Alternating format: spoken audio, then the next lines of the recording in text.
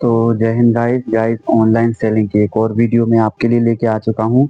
और ये long video है, मतलब लॉन्ग बोले तो इतनी ज़्यादा बड़ी भी नहीं, इतना ज़्यादा टाइम वेस्ट नहीं करूँगा। और मैं आपको सबसे पहले बता दूं कि अब ऑनलाइन सेलिंग की वीडियो में मैंने नया लेसन बोल लो या सीजन बोल लो, कुछ भी बोल लो, मैंने एक चीज़ ऐड करी हुई है उसके अंदर। वो चीज़ क्या है मैं आप लोगों को बताने वाला हूँ।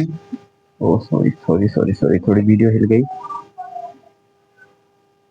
वो चीज़ है ये देखो, मैं आपको दिखा दूँ। ये देख सकते हो, ये है भगवत गीता। तो मैंने ये स्टार्ट किया है कि आपको ऑनलाइन सेलिंग की जब तक मेरे पास डेमो अकाउंट नहीं आता है तब तक मैं भगवान जय श्री राम, तब तक मैं एक अध्याय आपको सुनाया करूंगा वीडियो में।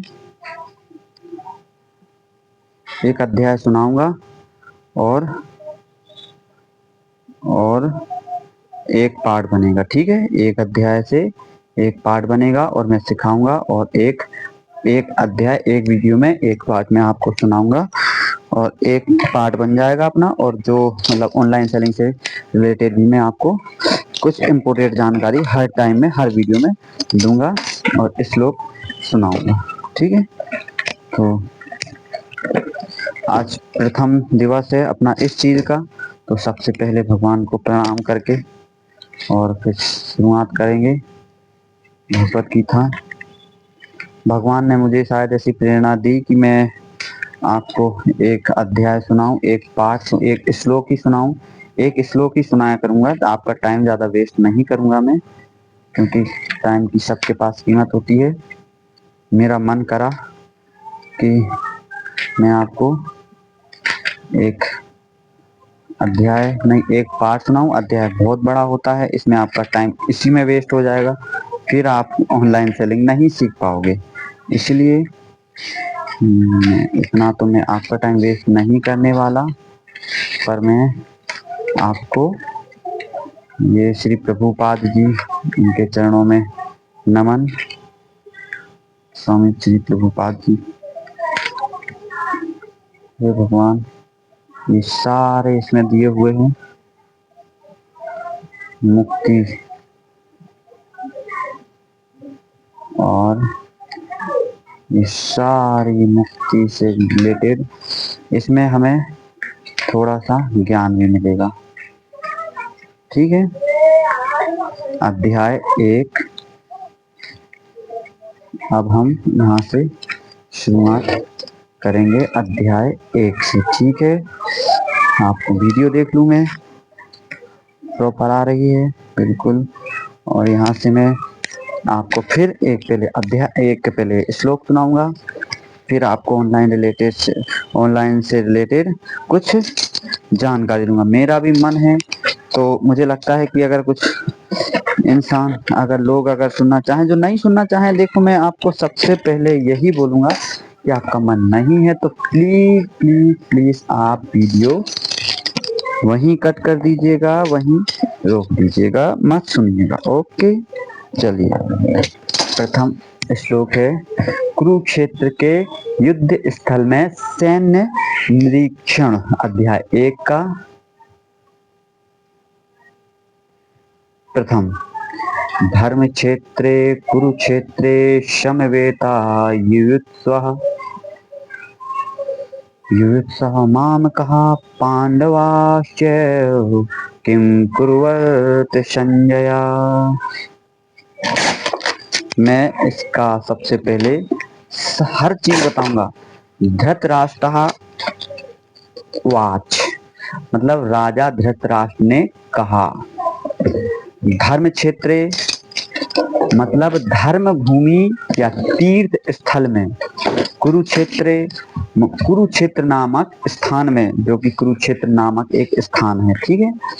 समवेतः एकत्र मतलब एकत्रित होना, युयुत्सः युद्ध करने की इच्छा से, माम कहा मेरे पक्ष में, पुत्रों पांडवः पांडवों के पुत्रों ने, च तथा ये संस्कृत है, उसको हिंदी में कन्वर्ट करेंगे तो ऐसा होगा, ठीक है। एवं निश्चय ही किम क्या अकुर्वत किया संजय, हे संजय।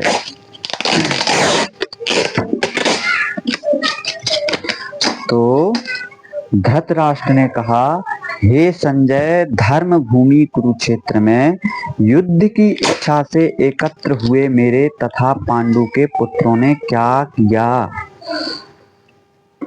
तात्पर्य क्या है? तात्पर्य इसका, भगवत गीता एक बहुपठित आस्तिक विज्ञान है जो गीता महात्म्य में सार रूप में दिया हुआ है। इसमें यह उल्लेख है कि मनुष्य को चाहिए कि वह श्री कृष्ण के भक्त की सहायता से संवीक्षण करते हुए भगवत गीता का अध्ययन करे और स्वार्थ प्रेरित व्याख्याओं के बिना उसे समझने का प्रयास करे। अर्जुन ने जिस प्रकार से साक्षात भगवान श्री कृष्ण जी से गीता सुनी और उसका उपदेश ग्रहण किया, इस प्रकार की स्पष्ट अनुभूति का उदाहरण भगवत गीता में है, श्रीमद् भगवत गीता में है। यदि उसी गुरु परंपरा से निजी स्वार्थ से प्रेरित हुए बिना किसी को श्री भगवत गीता समझने का सौभाग्य प्राप्त हो तो वह समस्त वैदिक ज्ञान तथा विश्व के समस्त शास्त्रों के अध्ययन को पीछे छोड़ देता है। पाठक को श्री भगवत गीता में न केवल अन्य शास्त्रों की सारी बातें मिलेंगी अपितु ऐसी बातें भी मिलेंगी जो अन्यत्र कहीं उपलब्ध नहीं है। यही गीता का विशिष्ट मानदंड है। स्वयं भगवान श्री कृष्ण द्वारा साक्षात उच्चरित होने के कारण यह पूर्ण आस्तिक विज्ञान है। महाभारत में वर्णित धृतराष्ट्र तथा संजय की वार्ताएं इस महान दर्शन के मूल सिद्धांत का कार्य करती हैं। माना जाता है कि इस दर्शन की प्रस्तुति कुरुक्षेत्र के युद्ध स्थल में हुई, जो वैदिक युग से पवित्र तीर्थ स्थल रहा है। इसका प्रवचन भगवान द्वारा मानव जाति के पथ प्रदर्शन हेतु तब किया गया जब वे इस लोक में स्वयं उपस्थित थे। धर्म क्षेत्र शब्द सार्थक है क्योंकि कुरुक्षेत्र के युद्ध स्थल में अर्जुन के पक्ष में श्री भगवान स्वयं उपस्थित थे। कौरवों का पिता धृतराष्ट्र अपने पुत्रों की विजय की संभावना के विषय में अत्यधिक संदिग्ध था, अतः इसी संदेह के कारण उसने अपने सचिव से पूछा। उन्होंने क्या किया? वह आश्वस्त था कि उसके पुत्र तथा उसके छोटे भाई पांडु के पुत्र कुरुक्षेत्र की युद्ध भूमि में निर्णायक संग्राम के लिए एकत्र हुए हैं। फिर भी उसकी जिज्ञासा सार्थक है। वह नहीं चाहता था कि भाइयों में कोई समझौता हो, अतः वह युद्ध भूमि में अपने पुत्रों की नियति भाग्य भावी के विषय में आश्वस्त होना चाह रहा था। क्योंकि इस युद्ध को कुरुक्षेत्र में लड़ा जाना था, जिसका उल्लेख वेदों में स्वर्ग के निवासियों के लिए भी तीर्थ स्थल के रूप में हुआ है, अतः धृतराष्ट्र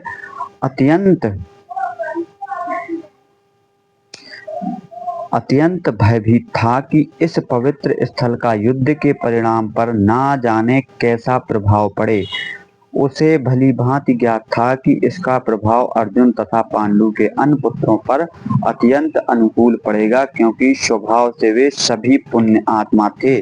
संजय श्री व्यास का शिष्य था, अतः उनकी कृपा से संजय धृतराष्ट्र के कक्ष में बैठे बैठे कुरुक्षेत्र के युद्ध स्थल का दर्शन कर सकता था। इसीलिए धृतराष्ट्र ने उससे युद्ध स्थल की स्थिति के विषय में पूछा। पांडव तथा धृतराष्ट्र के पुत्र दोनों ही एक वंश से संबंधित हैं, किंतु यहाँ पर धृतराष्ट्र के वाक्य से उनके मनोभाव प्रकट होते हैं। उसने जानबूझकर अपने पुत्रों को कुरु कहा और पांडु के पुत्रों को वंश के उत्तराधिकारी से विलग कर दिया।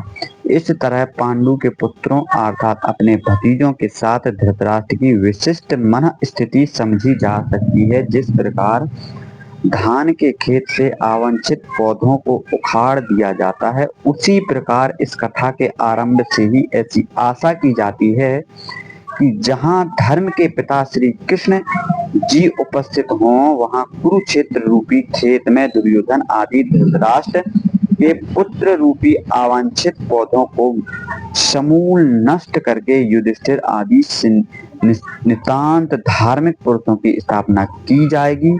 यहाँ धर्म क्षेत्र तथा कुरुक्षेत्र शब्दों की उनकी ऐतिहासिक तथा वैदिक महत्ता के अतिरिक्त यही सार्थकता है। यहाँ पे हमारा प्रथम श्लोक समाप्त होता है। अब मैं आपको दूसरा श्लोक अगले अध्याय में सुनाऊंगा, और आज की उसमें मैं आपको थोड़ी जवाब दे देता हूँ। आज की उसमें मैं आपको वीडियो में बता देता हूँ कि ऑनलाइन सेलिंग से रिलेटेड तो फ्लिपकार्ट पे आप बुक, आज मैं ये लाया ना बुक, तो बुक आप विदाउट जीएसटी सेल कर सकते हो, जिसमें आपको जीएसटी नंबर लेने की जरूरत नहीं है। हाँ, ये रिप्लेसमेंट हो जाती है, पर बुक में देखो जीएसटी नंबर तो कुछ लगता नहीं है आपका, क्योंकि एजुकेशन सामान है। अगर अभी तक तो नहीं लगता है, अगर मुझे, क्योंकि जब मैंने अकाउंट बनाया था तब तक तो नहीं था, अगर लगता भी होगा तो 5%, पर विदाउट जीएसटी उसको आप सेल कर पाओगे। तो आप फ्लिपकार्ट पे अकाउंट बना लीजिए अपने मोबाइल नंबर से, ठीक है, अपने मोबाइल नंबर से, या